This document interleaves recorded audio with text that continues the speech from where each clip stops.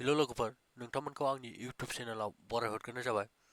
लोगोफोर, जोंहा नै UPSCनि गोदान रिक्रुइटमेन्ट ओंखारनानै दं लोगोफोर। बेयाव माखासे दा नै लोगोफोर, आङो UPSCनि अफिसियेल वेबसाइटआव दंखायो। दा आं बेवहाय मा रिक्रुइटमेन्ट ओंखारदों नोंथांमोननो खिन्थाहरनो सानदों। बेयाव नाय लोगोफोर, एडभार्टिसमेन्ट नं 02/2022 आरो लास्ट डेटआ होदों 10 फेब्रुवारि 2022 आरो सिगाङाव ओंखारखानायबो दंमोन नै लोगोफोर, सिगाङावबो माखासे ओंखारखानाय दं। बेनाबो लास्ट डेट जायाखैमोन। बिनि लास्ट डेटआ नै 27 जानुवारि 2022 आवनोमोन। बेनिफ्राय दा आं बेखौ नोंथांमोननो खिन्थाहरनो सानला, आं नैबे गोदानखौल' खिन्थाहरनोसै लोगोफोर। बेयाव नै गोदाना बेनो जाहैबाय गोदान। बेयाव आं नोंथांमोन मोनफा मोनफा खिन्थाहरनो सानदों। गिबियाव दं सिनियर एडमिनिस्ट्रेटिभ अफिसार ग्रेड 2, सेकेन्डआव दं एसिस्टेन्ट इमप्लयमेन्ट अफिसार, थार्ड साब रिजनाल इमप्लयमेन्ट अफिसार और अफिसार ऑन स्पेशल ड्यूटी आरो एसिस्टेन्ट प्रफेसर दं आयुर्वेदा और पेंचकर्मानि। बेनिफ्राय एसिस्टेन्ट प्रफेसर दंबावो आयुर्वेदा, रोग निदान एवं विकृत विज्ञान। ओमफ्राय बेनिफ्राय एसिस्टेन्ट प्रफेसरावनो दंबावो आयुर्वेदा, शल्य तंत्र आरो एसिस्टेन्ट प्रफेसरावनो दंबावो आयुर्वेदा, शस्त्रबृत्ता जिबाम जगा। दा आं गिबिनि बैखौ मोनफा मोनफा खिन्थाहरनो सानदों। गिबियाव आं नैबे वाननिखौनो खिन्थाहरसै।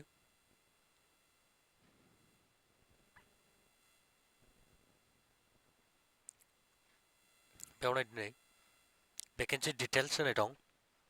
भेकेन्सि नाम्बाराव दं 220102014222।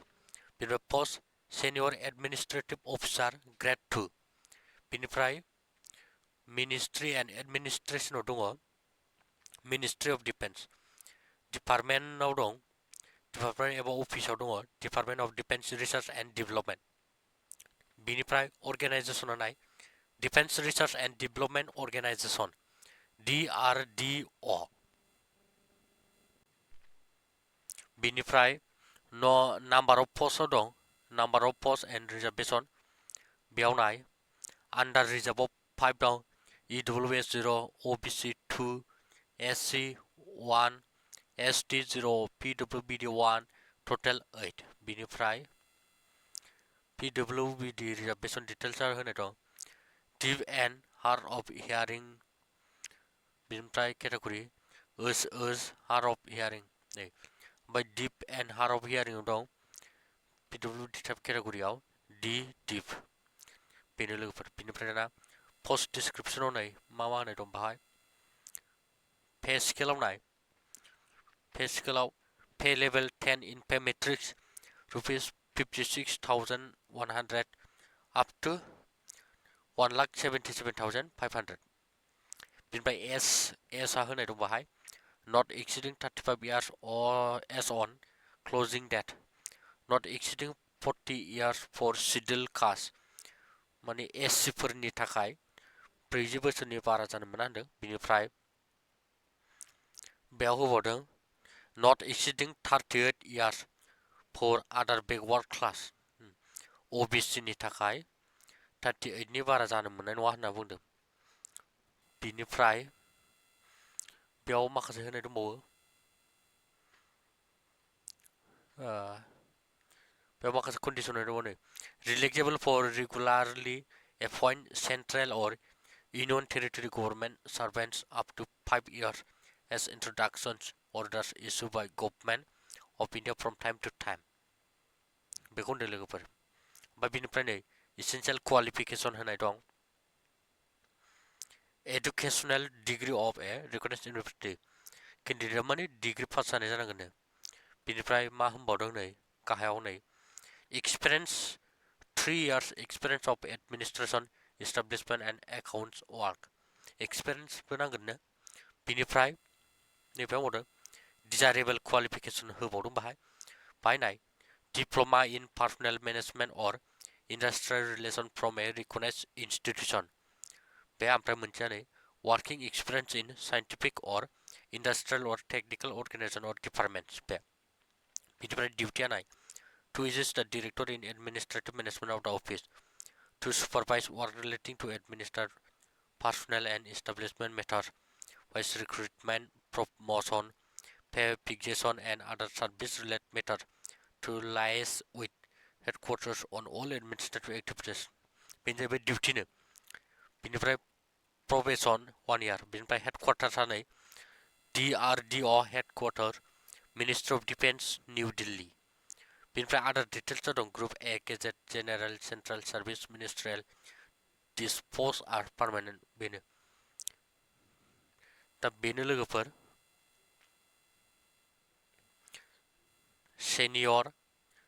senior administrative officer grade 2 नि details दा बेनिफ्राय आं मोनसे बावखौ खिथाबावनो सानदों लोगोफोर बेनिफ्राय जोंहा senior administrative officer grade 2 थांबाय दानिया आं नैबे assistant employment officer खौबो खिथाहरबावनो सानदों बेयाव नाय लोगोफोर आं बाय क्लिक खालायबाय बिदिनो नायदो vacancy number 220102022422 बेनिफ्राय पोस्टआ दं पोस्टनि नेमा जाहैबाय assistant employment officer बेनो जाहैबाय दाना बिनि डिटेल्सफोरखौ होनाय दं दाना मिनिस्ट्रि एन्ड एडमिनिस्ट्रेसनाव दं ministry of labour and employment बेनिफ्राय डिपार्टमेन्ट एबा अफिसा दं directorate general of employment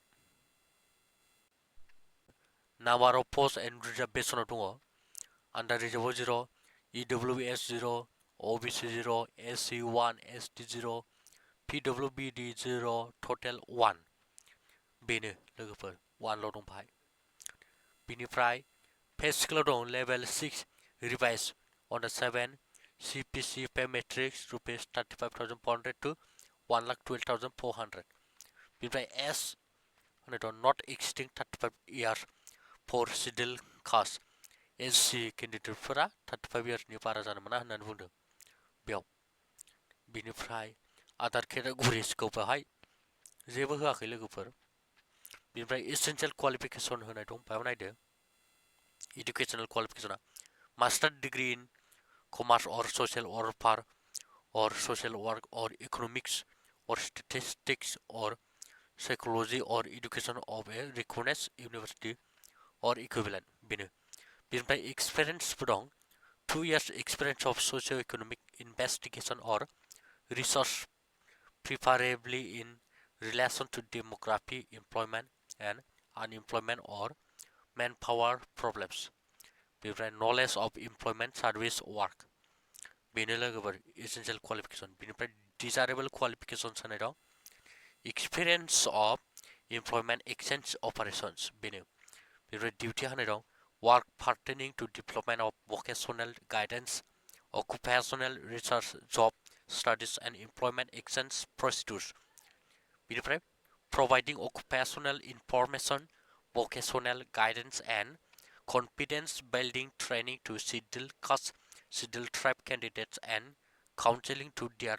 parents बेनिफ्राय probationआव दं 2 years बेनिफ्राय headquarters दं DGE headquarters New Delhi बेनिफ्राय other details governed by new pension scheme of 01.01/2004 बेनो बेनिफ्राय any other conditions दं General Central Service Group B Gazette Non-Ministerial Permanent Post carries all India liability बेनो बिनिफ्राय बे थांलायबाय लोगोफोर दानिया नेक्स्ट फैदो नेक्स्टआ नायदो लोगोफोर Sub Regional Employment Officer एबा Officer on Special Duty दानिया बिनिखौ नायनोसैलाय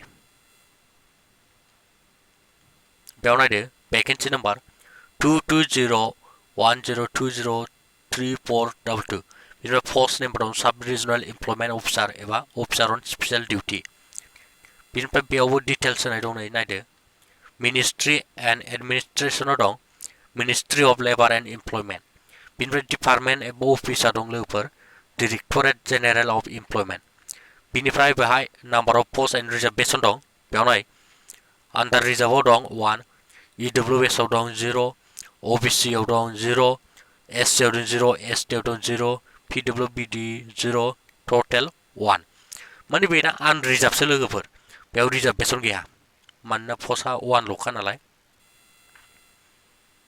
बिनिफ्राय पे स्केलाव होनाय दं लेभेल 7 रुपिस 44,900 निफ्राय 1,42,400 सिम बिनिफ्राय एज आनो not exceeding 30 years as on closing date eligible for regularly appoint central or unitary बेयाव लोगोफोर जायखिया केन्डिडेटआनो 30 इयार्सनि बारा जानो मोना होनदों बेवहाय केटेगरि वाइज होनाय गैया बेनिफ्राय एसेन्शियेल क्वालिफिकेसन होनाय दं masters degree in social welfare or social work or economics or statistics or psychology or commerce or education of a recognized university or equivalent.